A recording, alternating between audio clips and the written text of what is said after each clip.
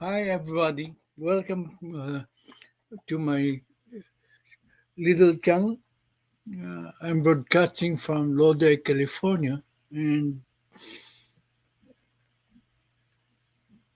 as usual, una patutugtugin natin ang pambansang awit natin.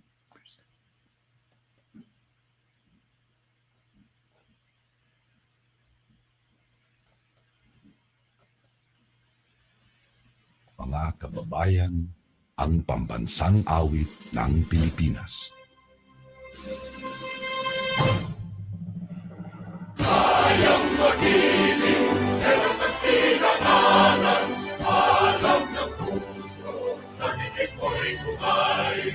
Lupang pinirang, tuyag ka ng magiting, sa manlulupin, di ka pasisikin, sa nagatak tutok sa simoy at sa langit ng pagaw, ay hinatang tula, kawit sa pagkayang minamahal, ang isang lang matawad mo'y tagumpay na naghihingi, ang pituloy na karapyan kailan pang ay di maghihingi, lumang ang araw ng warhagit pagsinta, buhay langit sa piling mo.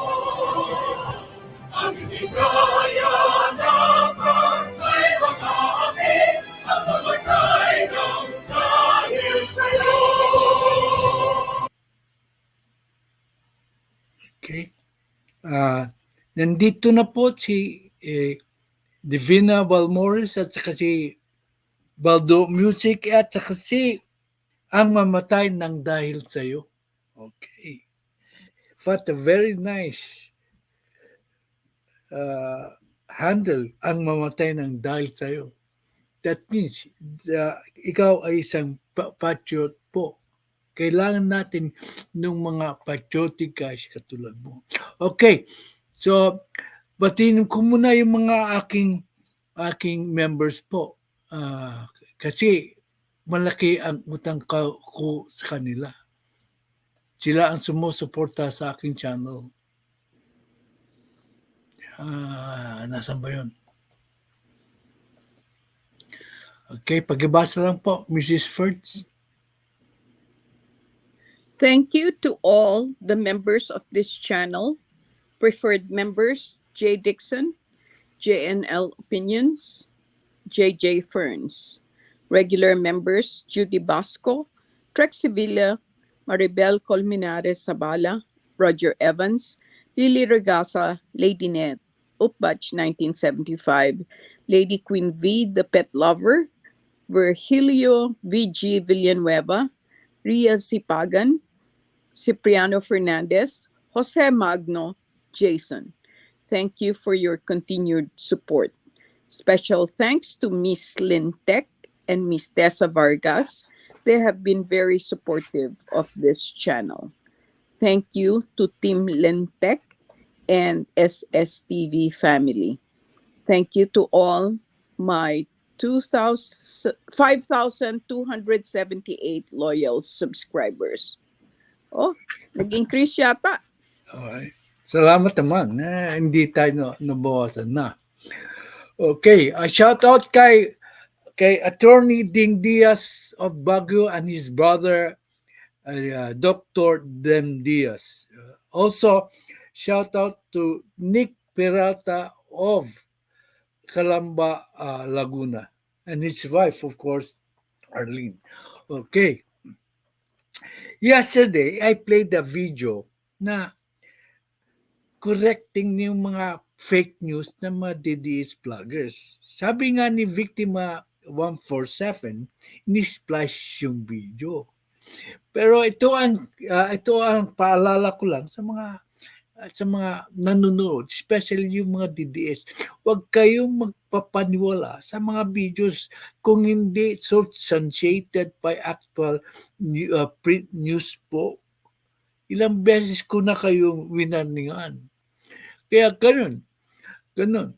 Dito sa channel ko, dihira kayo makakakita ng fake news po. Kasi ang aking ipinipresent sa inyo ay based on credible news sources. Hello, Ate Mafe.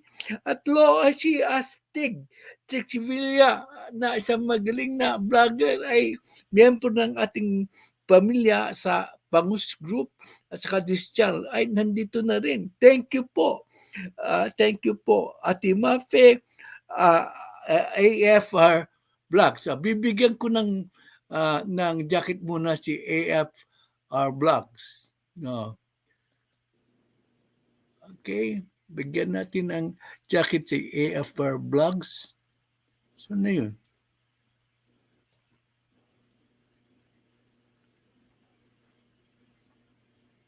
Pasensya muna.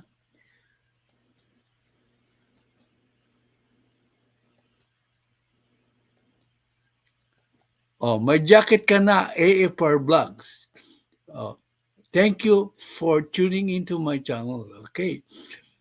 Kahapon po, i-present ko ang ebidensya na hindi po ini-snap ni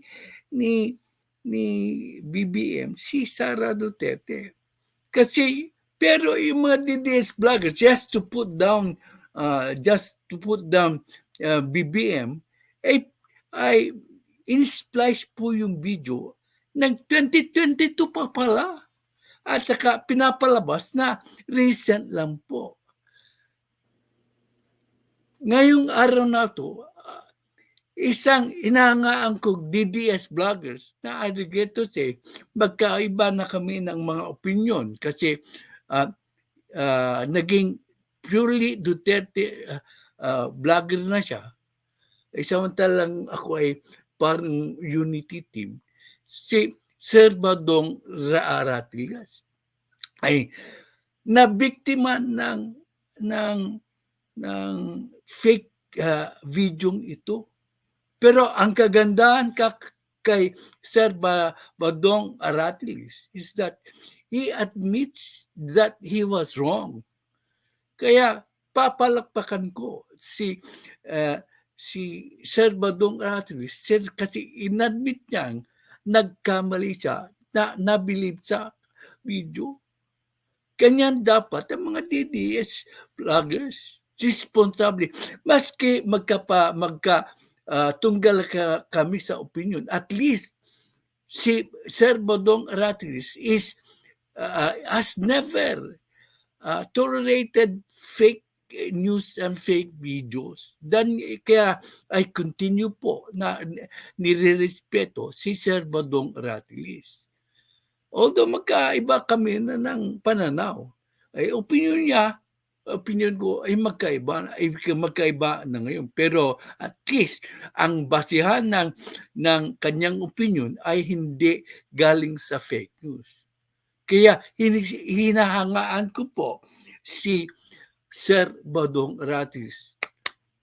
Isang post nga niya na World War III ay nagdi-disagree ako. So yan ang topic ko perhaps tomorrow. Abangan kung bakit ako nagdi-disagree sa post niya, World War III will happen in the Philippines. I will give you my reasons. Siguro tomorrow. Pasensya ka na, Sir Badong, kung I disagree with you. Okay. So, again, nung departure ni PBBM papuntang stage, ang unang binati po niya ay si Sara Duterte. Ibig sabihin, hindi niya ini-snap si VP Sara. Kaya, kayo mga DDS vloggers, huwag naman kayo hatid ng mga fake videos o fake news. Huwag kayong mangintriga. Nakakasama yan sa image ni Presidente Duterte kasi ang mga sumusuporta sa kanya ay puro dishonest po. Kung dishonest yung mga nagpe-present ng argumento ay na maraming nanonood, ay it will reflect on President Rodrigo Duterte kasi para bang inaayunan niya ang mga kanyang mga vloggers. Okay. Nandito na po ang magaling nagkomento, si Ruel Lingan, si Ate Mafi na dito. Okay. So, let us play yung departure speech po ni Presidente Bongbong Marcos dito. After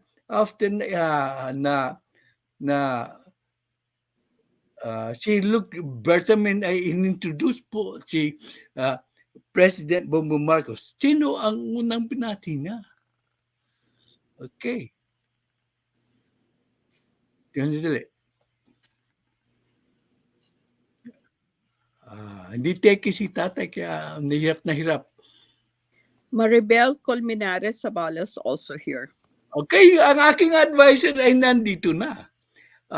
Get well. Take care of your health, ma'am. R. Marcos Jr.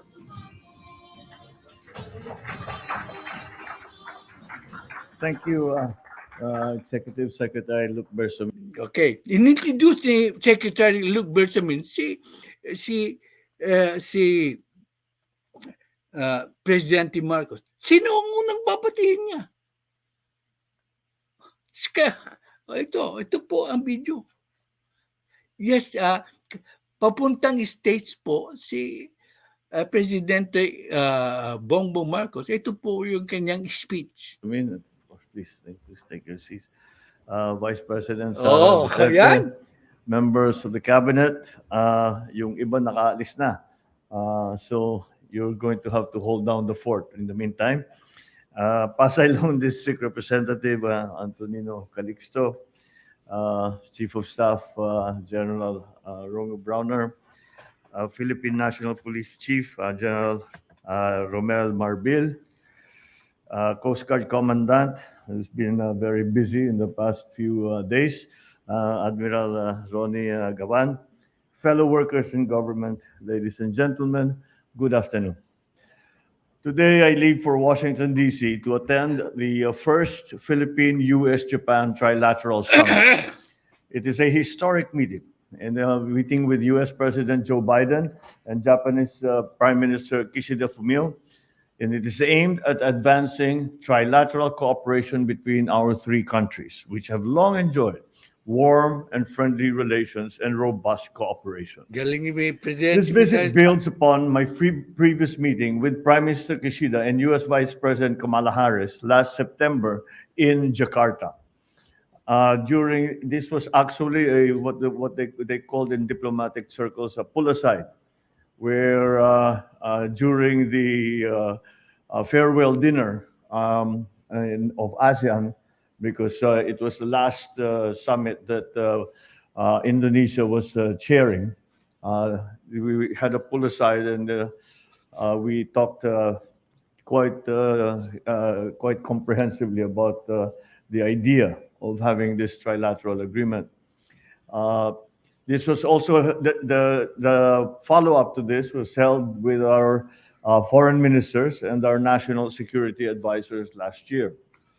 During this summit, I will underscore the importance of enhancing our continued economic cooperation with a view of promoting economic resilience and, of course, security.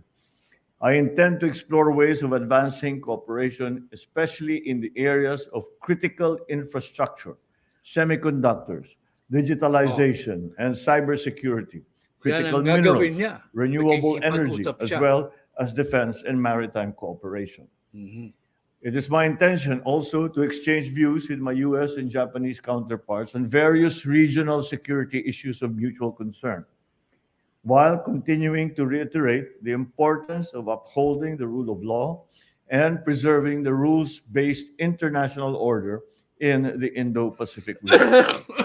On the margins of the summit, I will also have a bilateral meeting with U.S. President Biden, just kabilang dalawa. At I think he's also going to have that bilateral meeting with Prime Minister Kishida, where we will continue our discussions on strengthening further our alliance between our two countries, and also to meet with U.S. business leaders to invite them once again to invest in the Philippines.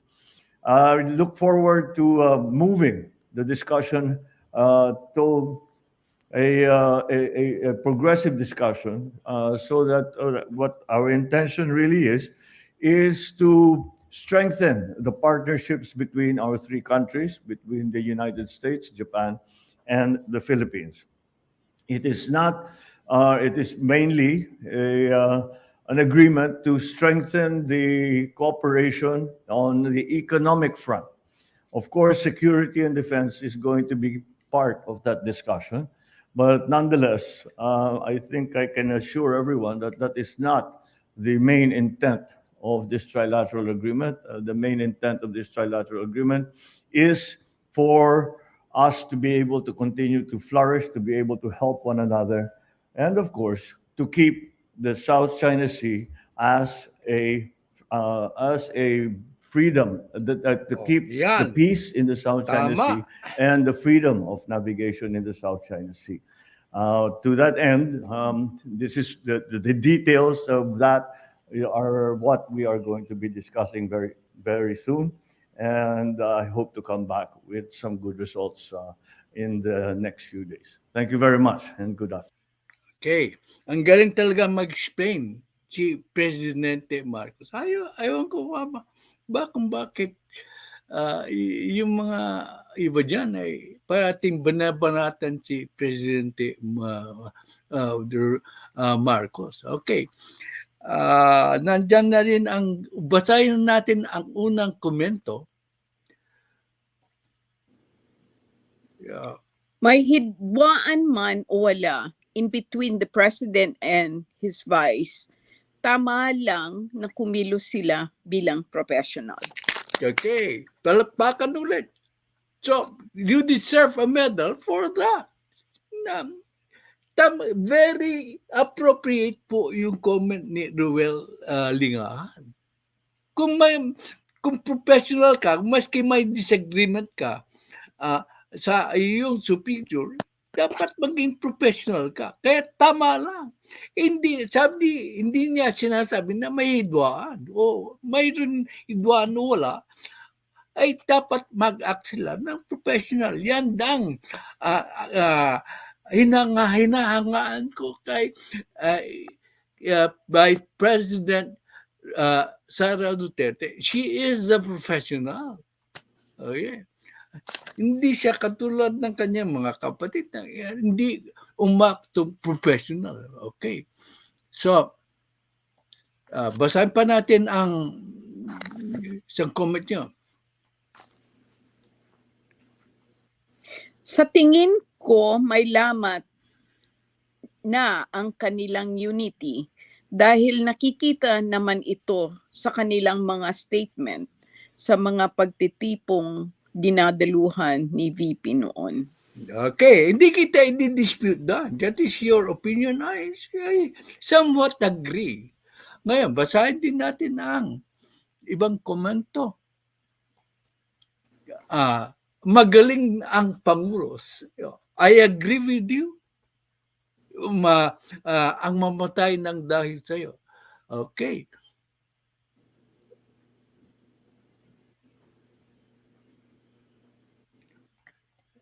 Ito ang statement ng aking magaling na advisor. Siya nga pala, mamaya ipipress kita sa iyong pagdating ko ng discussion sa ginawa ni SEN IMEE. First, ipipraise kita mamaya, Mama River.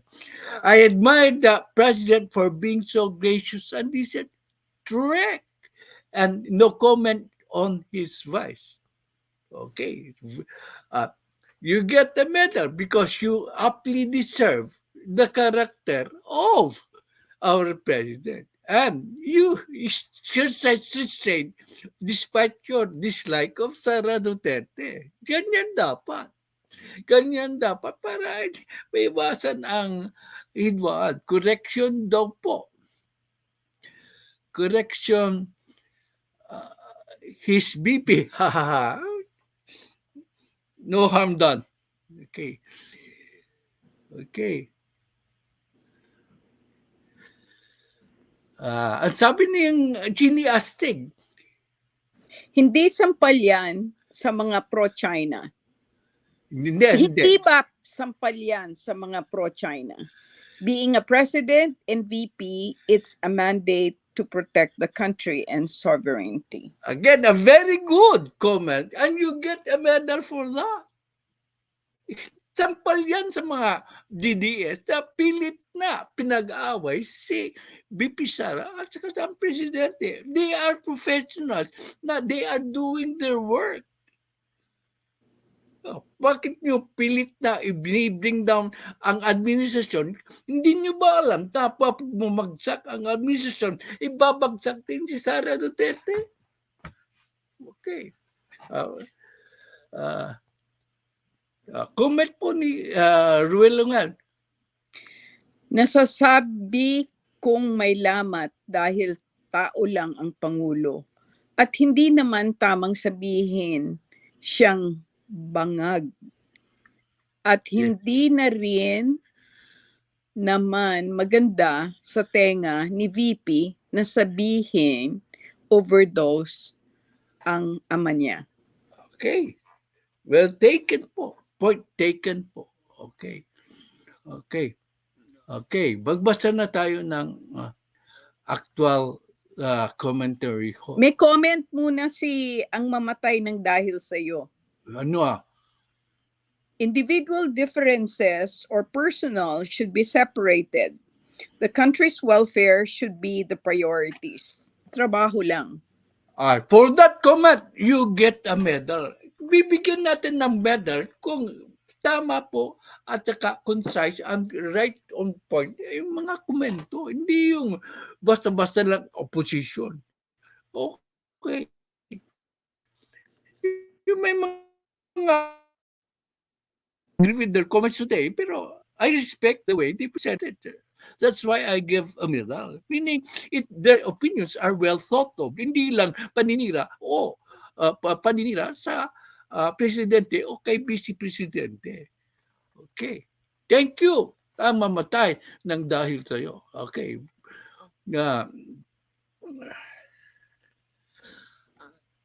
Makinig kayo sa aking discussion. Sabi ni Babalina, kaloka sabi ni Vina Valmores, kaloka si Babalina. Mali naman yung ang pagsasabi mong Babalina. Pero the point is, kaloka nga si SEN IMEE. Pero tawagin siyang Babalina is inappropriate po, Miss Valmores. Inappropriate po sa aking channel. Pero I share your sentiment na kaloka si SEN IMEE. Okay. Sabi ni Baldo Music, Yaho, Tatay Jack, magandang buhay po. Si Jacobal po. Important din natin ang channel ni Jacobal o ni Badong ni Baldo Music kasi non-political po yan. Hindi kayo di kayo masasaktan kung susuportahan po nyo ang channel niya. Okay. He is the main course of this LS ngayon po. Aanhin ang katapangan kung walang balang panlaban. IMEE warns against aggravating Philippines-China tension by Hannah Torrezoga. I have to give it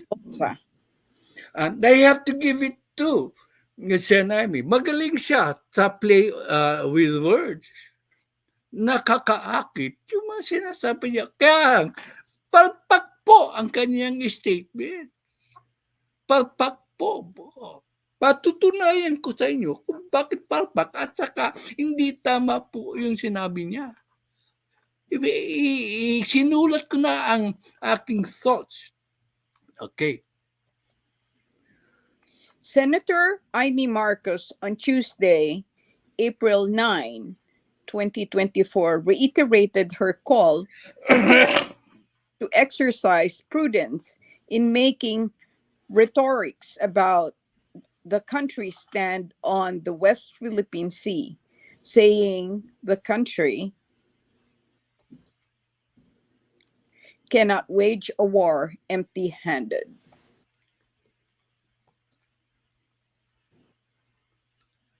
Aanhin ang katapangan kung walang balang panlaban. What's the use of bravery if we have no means to fight? No, maganda ang argument niya. Kung tama. Okay.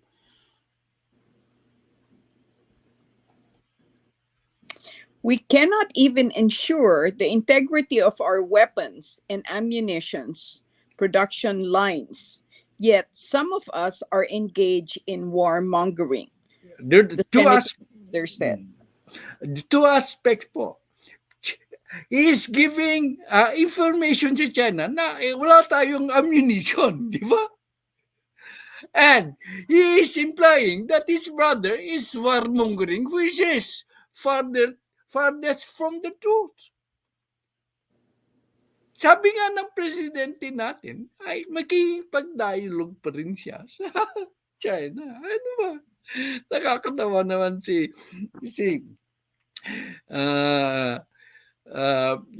super ate. Sa kanyang mga ginagawa, gusto lang ba niyang umepal? Okay.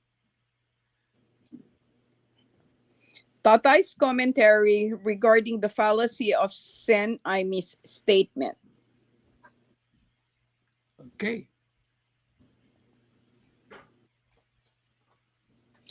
What if the senator is correct? The US, Israel, the countries of South America, Vietnam, and Afghanistan will not be existing today. Okay. Kung totoo yung sinasabi ng ating senadora, ay wala po bansang USA. Remember na very powerful ang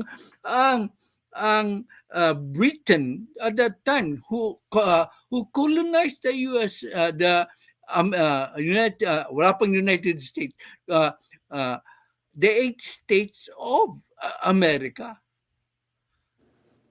Wala po, yung mga Amerikano ay walang mga armas o walang mga army. Pero nanlaban sila dahil sa oppression yan. Ginamit nila ang tapang at saka prinsipyo para labanan ang mas matinding o mas malakas na bansa na Britain at that time was the most powerful country in the world. So they fought them based on katapangan at saka principle. So that there and then, it shows to you the fallacy of Madam IMEE Marcos, kanyang statement. Recently, South America freed itself from the Spanish control through the action of Simon Bolivar. They fought the isang powerful country because they were oppressed. Naapi sila kaya sila lumaban. Maski wala silang mga capacity to fight the oppressors to Spanish. Okay. Israel, ang lilit na bansa when it was formed. Surrounded by Arab countries. Wala silang resources. Pero nalaban sila because they wanted as a home for the Jews. Prinsipyo at tapang ang ginamit nila. Dito sa ating sphere of sa ating region, Vietnam, nanlaban sa states. Wala silang resources. May tumutulong lang sa kanila ang Soviet Union at saka China. Kaya they were able to to fight the United States. Natalo po ang United States. They have to give up. Most recently, Afghanistan. Nanlaban na ang mga Taliban based on their tapangan prinsipyo, whether tama po ang kanyang stand, yun na. Pero tinulungan sila ng Arab states. Hindi porke wala kang resource, hindi ka na lalaban. So we now equate it sa Pilipinas, sa situation ng Pilipinas. Hindi okay nga. Okay nga. Kulang tayo sa armas. Pero may mga tutulong sa atin. At sila ang may armas. In the case of the United States, sa Revolutionary War, hindi kailangan nila ang tulong ng France. Pinadala nila si Benjamin Franklin sa France. Siya ang ambassador noon para imuking ang France na tulungan ang mga colonies. Pinadala si Lafayette. Siya magaling na general. So, ibig sabihin, maski wala kang resources, basta may tutulong sa iyong paglaban sa mga nang-aapi, ay hindi ka basta-basta they cannot just defeat you. Di ka na matatalo. Ang Vietnam, tinulungan ng Soviet Russia at saka China. Ang Afghanistan, tinulungan ng Pakistan, mga Middle East nations.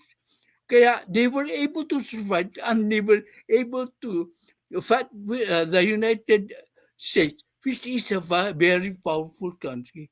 So, right there and then, pinipresent ko sa inyo ang fallacy ng kanyang mga statements. Okay. So much for that. Okay.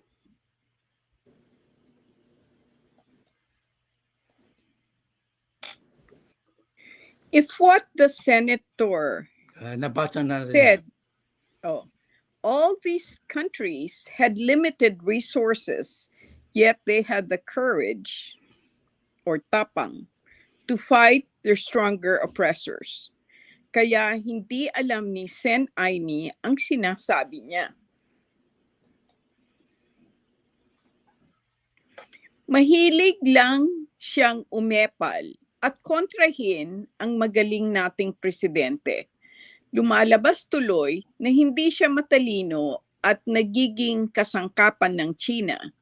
Hindi niya mahal ang ating bansa. Bata natin. Okay. Komentaryo ko na yun, coming from my heart, my thoughts. Okay. Paano na lang kung mahalal siyang presidente o vice-presidente, magiging sunod-sunuran at utusan siya ng China. Kaya pala hindi niya makondena ang ginagawang pang-aapi ng China sa mga kababayan natin. So it shows that he is not willing to condemn China for their aggression that hurt some of our countrymen. Hindi niya makondena. Lumalabas siya ay isang kasangkapan ng China para ma-destabilize ang ating bansa. Kaya hindi ko siya iboboto. Si Maribel Colmenares-Sabala ang unang nagbukas sa aking isipan. Sabi niya, no to SEN IMEE. Ma'am Maribel Colmenares-Sabala, I salute you for being the first to recognize the character of SEN IMEE Marcos. I salute you po, ma'am. Okay. Di ba? Hindi ako nagsisinungaling. madalas mo sabihin sa akin so na I perhaps disagree with you some of the time, pero pasensya na po kayo, hindi pa ako bukas ang aking pag-isip of that time. I gave a benefit of the doubt to SEN IMEE because she is Marcos. Okay.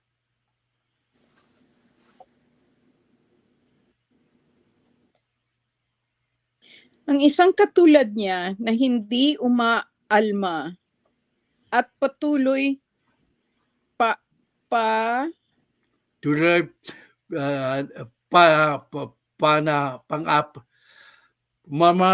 umaamat sa patuloy na pang-api ng bansa na ang layunin ay agawin ang ating teritoryo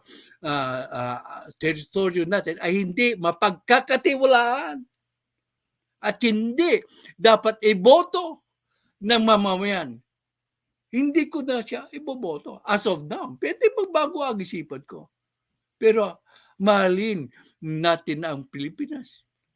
Ang mamatay ng dahil sa'yo kung may nangapi.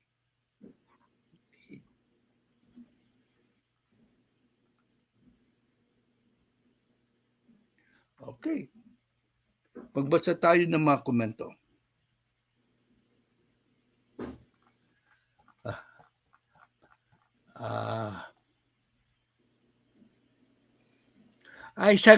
Isang komento na I'd like to highlight again. Yung komento ni J&L Opinion. Hello, Tatay Jack first. It would be advantageous to the Philippines and to the Filipino people if bloggers would examine their words and statements and how this affect the Philippine political environment. Tama nga, angkop na kung yan. Kasi yung mga words nila, fake news, nakakasama sa ating bansa. Seldom do I repeat comment, but ang ganda ng komento ni J&L Opinion. He is right as usual. Okay.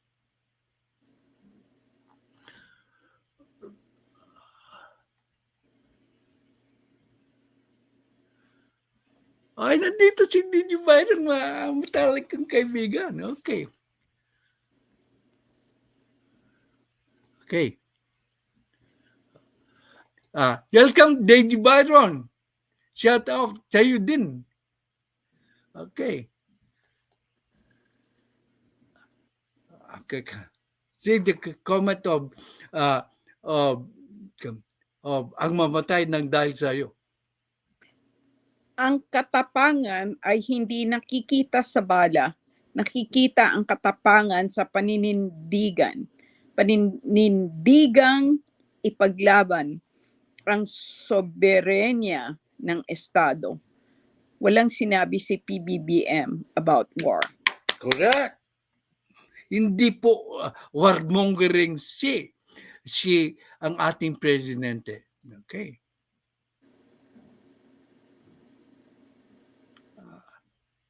Sabi ni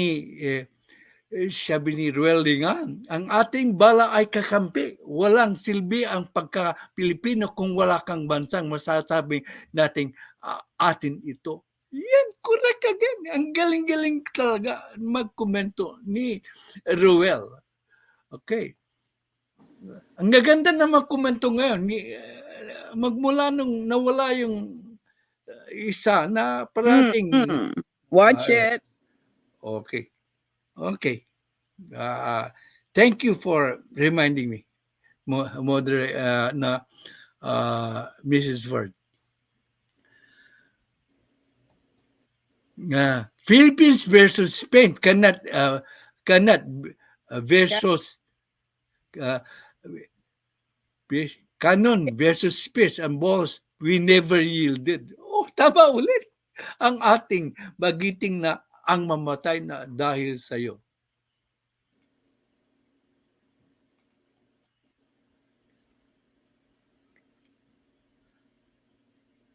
Watch the Battle of Yultong documentary. 1,000 Filipinos against 40,000 Chinese, and the Filipino won on that battle in Korea. Okay, I didn't know that. Thank you. Hindi ko alam yan. I think Thank he's mentioned this before. Ay, nakalimutan ko na, senior mo. Diyan nga pala, if you're watching Korean TV series, watch po yung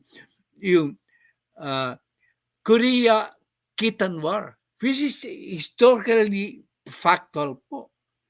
Ang Kitan is of Chinese, somewhat China.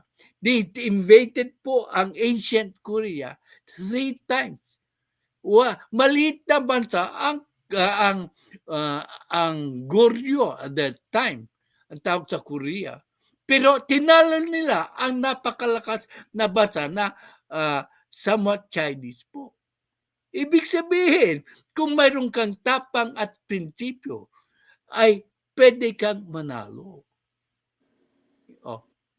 Panoorin nyo yung sa Wiki.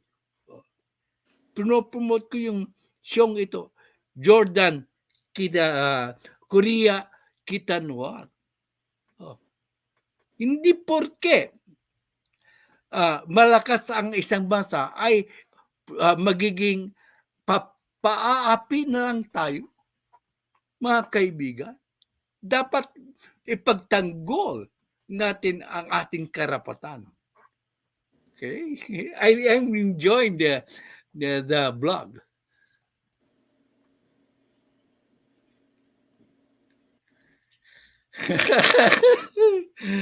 As usual,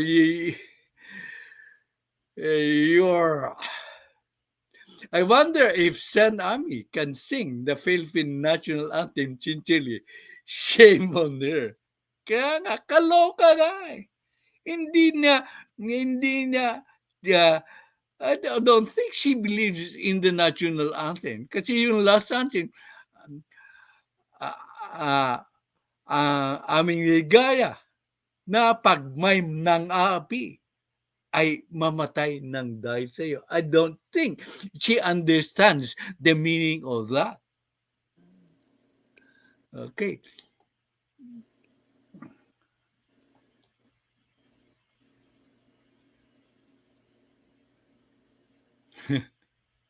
Kahit ang puwersang Amerikano ay natalo ng mga sibat lang at itak sa labanan sa Balangiga? Okay. Tama ba yun? Okay, I don't know yung mga sinasati Ruel. I will not comment kasi hindi ko alam. Sige, basahin. Tamsak na Tatay Jackfords, kinig lang po, sabi ni Winsel Pisces.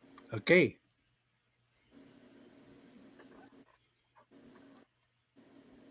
Solidarity ang kailangan ng Pilipinas kung mayroon aggressor na mula sa ibang bansa.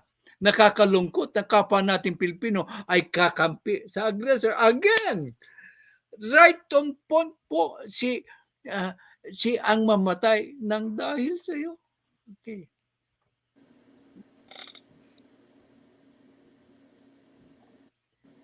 Wala na bang ka? The last comment po ay galing kay sabi ni Ruel. Yeah, si Ruel. Dapat as loyalty check, obligahin ng gobyerno ang mamamayang Chino dito na magbigay ng malaking pondo aside from taxes for national security. That is unfair to the responsible Chinese Filipino citizen of Chinese origin. I am sorry to say I disagree with you, but I respect your viewpoint. Okay, let's go to the next topic po.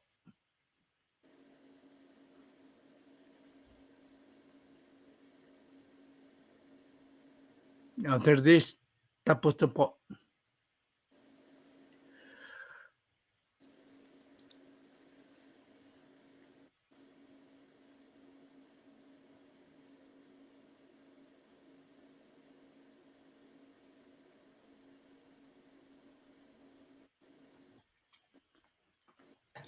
Marcos horrified by Duterte's gentleman agreement with China. Story by Ana Felicia Bajo, GMA Integrated News.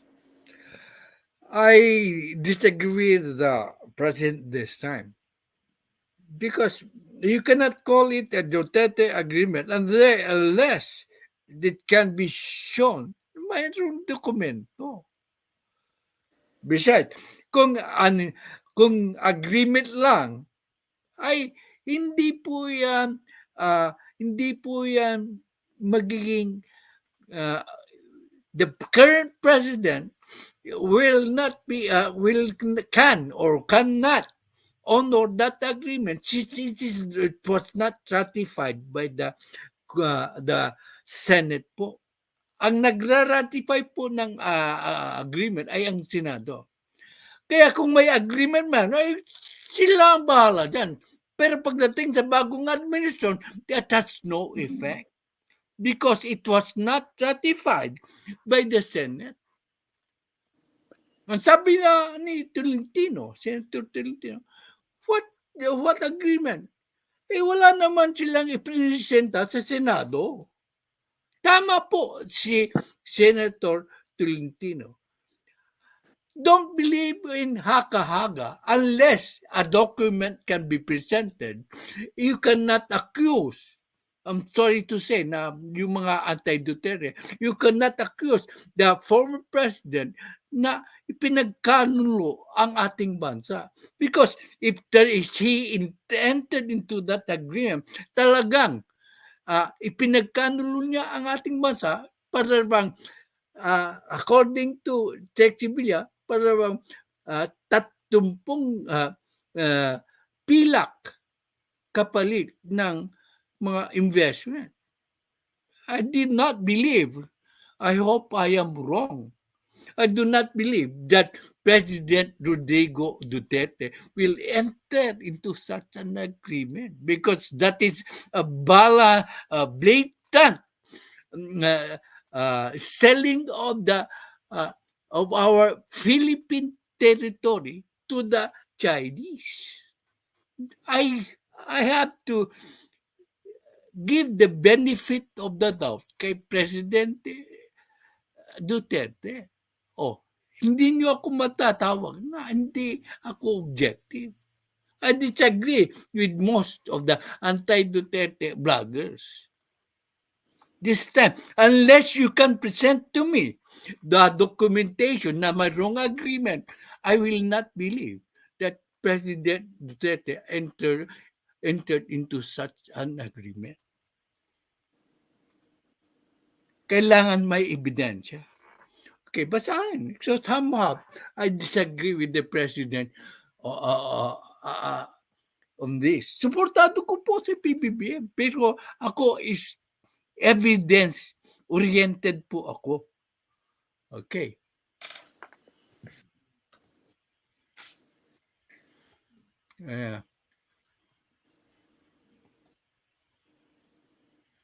President Ferdinand Bongbong Marcos Jr. on Wednesday said he was horrified by the supposed gentleman's agreement by former President Rodrigo Duterte with the government, maybe?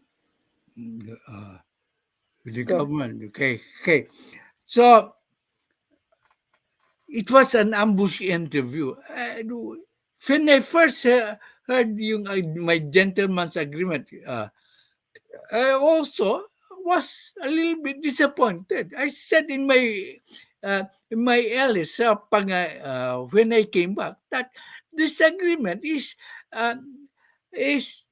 totally favoring China. You go back to my initial reaction to this gentleman's agreement. Pero hindi ko pinatikos na masyado si Presidente Duterte. Kailangan ko ng ebidensya. Ebidensya ang kailangan. Okay. Pasensya na kayo sa mga anti-Duterte. Ang sentimento ay against Presidente Duterte. Pero if it can be shown that he he entered into an agreement, that would be a different story. I will, of course, castigate PRRD when if it is found out later on that he entered into such an agreement, virtually selling our territory to the Chinese government. Okay.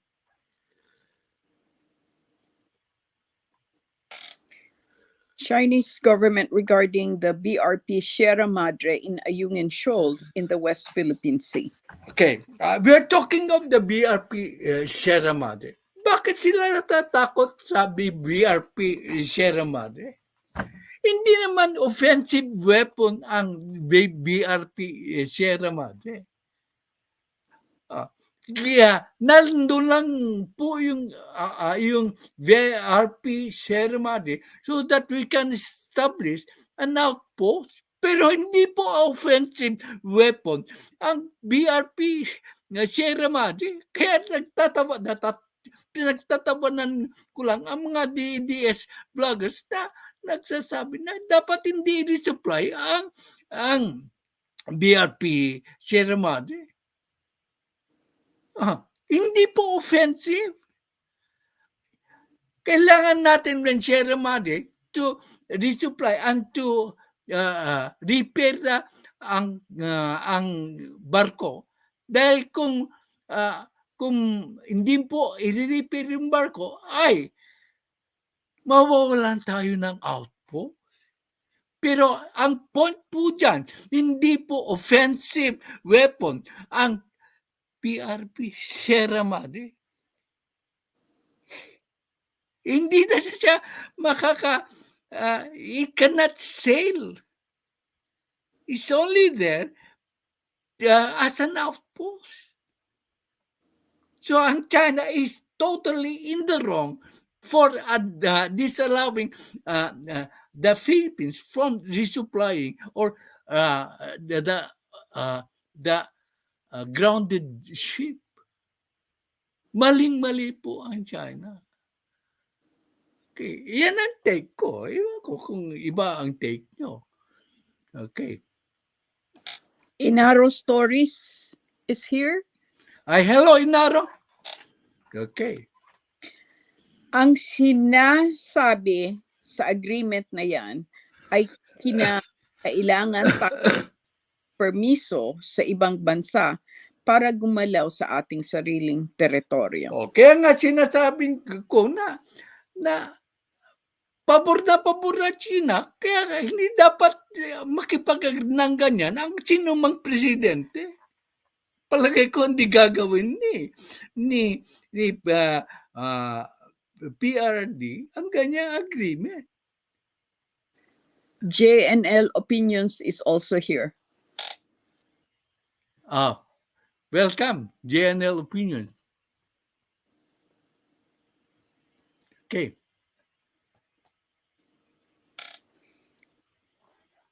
Okay na.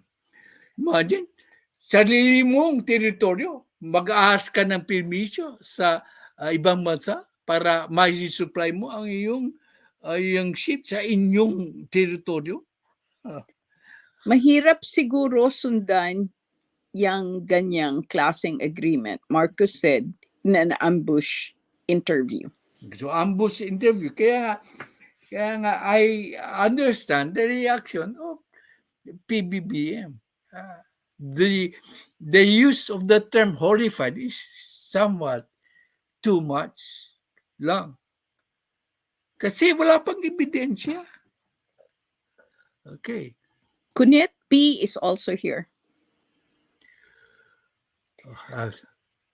What that agreement is saying is that we need to seek permission from another country to move in our own territory.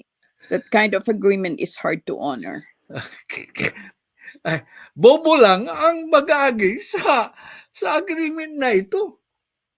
Ito ay kawalan ng ating bansa kung makikipag-agree ka ng ganyan sa ibang bansa na nang-aapi sa iyo. Okay.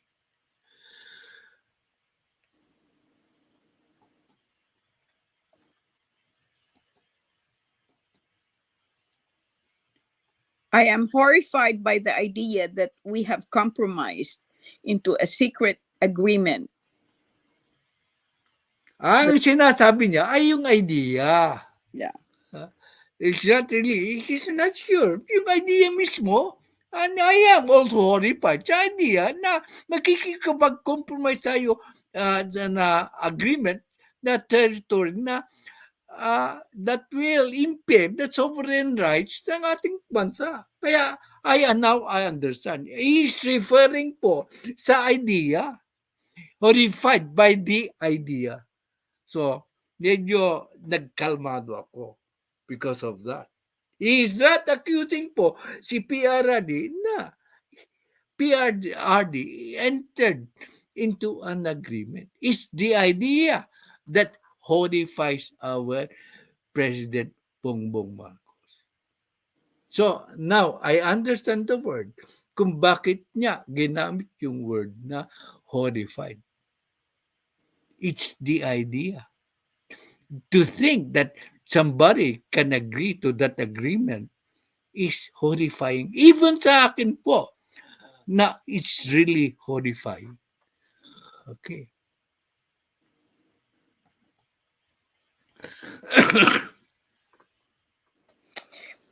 We still have it to clear it up. We are waiting for Ambassador Huang to come back from Beijing. Umalis siya, and I asked to see him. In other words, he is not forming a judgment. He has to actually question the Chinese ambassador as to the authenticity or the reliability of such an agreement. Ganyan po ang ating presidente. Hindi siya basta-basta nagkukonclude kung walang ebidensya. Just like me, I would like to see yung evidence. Okay. So, now I understand.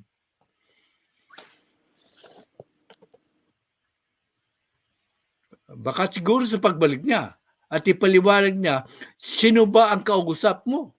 Sino ba talagang kausap mo? Ano ang pinag-usapan nyo?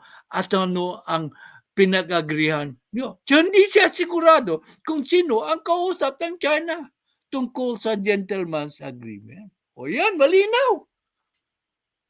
Gusto niya alamin kung sino ang kausap ng China. Hindi niya inaakusahan si PRD. Same with me. Hindi ko po inaakusahan si PRD na nakipag-agree because it's not known kung sino ang kausap ng China. Sabi niya, we still have to clear it up. We are waiting for the ambassador Huang to come back from Beijing.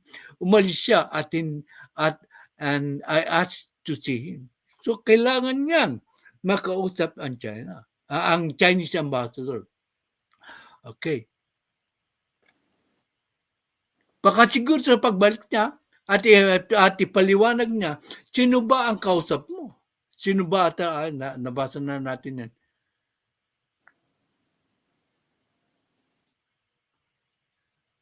Marcos said his administration has no idea or record about such deal, and he and his officials were not briefed about it. There is an official in the Marcos administration who is part also of the Duterte administration. That is Secretary Aanhin, the National Security Advisor. He was the former Secretary of DILG under President Duterte, and also was the former Chief of Staff of the Armed Forces of the Philippines. So, right there and then, kung nakipag-agree si Presidente Duterte, dapat ay in-inform niya ang AFP chief. So, I doubt na nakipag-agree siya sa China. Tulad nung sinabi na siya na there is an agreement na itutow ng Pilipinas ang barko na BRP Sierra Madre. They could not produce the evidence. Kaya Ginagawa ng China ito using Harry Roque, who has become a tool of China to destabilize po ang ating gobyerno. Okay. That was being signaled by our Mrs. First. That is more than an hour. Okay. So, bilisan na natin. As if he is going to talk to Duterte about the agreement, Marcos said his administration has been talking to officials of the previous administration, but they have not received any straight answer. Siyempre, hindi sila makakasagot kasi hindi nila alam. So, it is a secret agreement. So, yung officials cannot give an answer because they are not in the know. Simple lang ang analysis. Okay.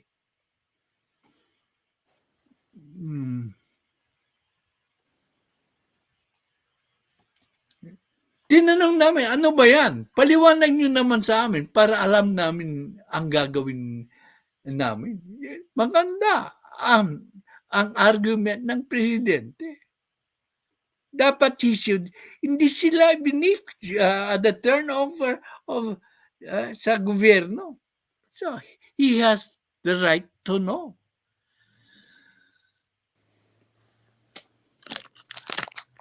Magbasa, that's self-explanatory. Magbasa na tayo ng mga komento.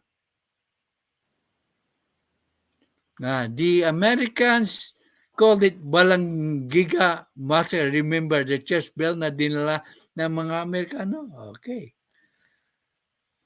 GNL opinions. Enjoyed listening to your elders today. Heard some very interesting insights. Mabuhay tayong lahat. Thank you, GNL opinion. No, I value your opinion, GNL. Okay. So, ang mamatay ng Dacia can be strategy by China about gentleman's agreement just to justify the action in the Philippines. I totally agree with you. Ang mamatay ng dahil sa iyo. I totally agree with you. Ginagawa ng China yan para ma-confuse tayo. Gaslighting yan. Tatawag nila. Inaro stories. Welcome to my channel. Kunet P. Watching from Bago. Okay. Ang mga kahit galit na ang Pangulo at sa interview, composed pa rin siya. Correct. Nice observation po. Okay. Dapat silipin ng batas natin kung ano ang pwedeng maging gampanan ng Pangulo sa mga international agreement na pinapasok. Not correct. That's why it has to be ratified by Senate. Tama ka na naman. Ruel, ang gagaling ng mga komento nyo. Okay. Nag-iba ang tono ng channel ko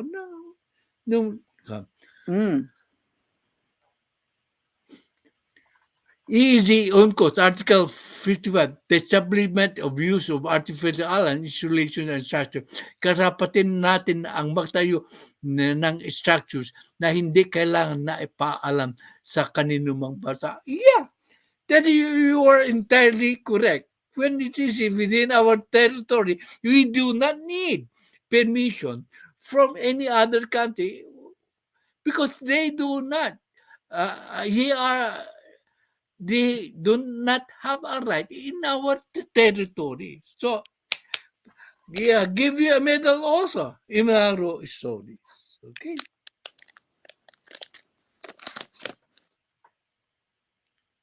We are governed by UN. Hindi. That is a wrong assumption naman. Well, sapat na yung desisyon. Hindi tayo gino-govern ng UN. I'm sorry to say, Ruel. But they arbitrate disputes po. Atin ang kinakamkam nila. Nanalo tayo sa arbitration. In that manner, that is correct. But to say that we are governed by UN, that is a wrong that is a wrong statement. Okay, huwag kang magagalit sa akin ha. Sinasabi ko lang ang totoo. Okay.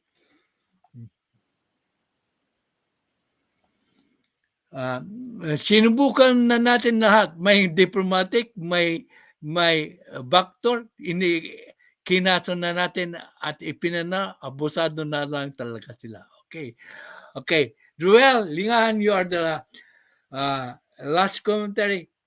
Palakpakan sa mga na-commentary. All the comments are good and excellent po. All of you deserve a medal. Okay? Bye! I limit my... So, ang next topic natin bukas ay yung why World War III will not happen. I disagree with my with the Sir Badong Ratilis, who I respect very much. I disagree with him. So yung sinabi niya na World War III will happen sa Pilipinas po. Okay, meron pa. Sabi ni Ahmad Mate, sovereign rights, the right to explore, exploit, and protect our huwag na kayo mag-comment please kasi isang oras lang dapat. Okay. Pero babasahin ko. Ang mamatay ng Dali is waving goodbye. Okay. That you have the last statement. Let's be disciplined. Pagdating ng isang oras, tama na. Okay. Bye. I enjoyed the LS today.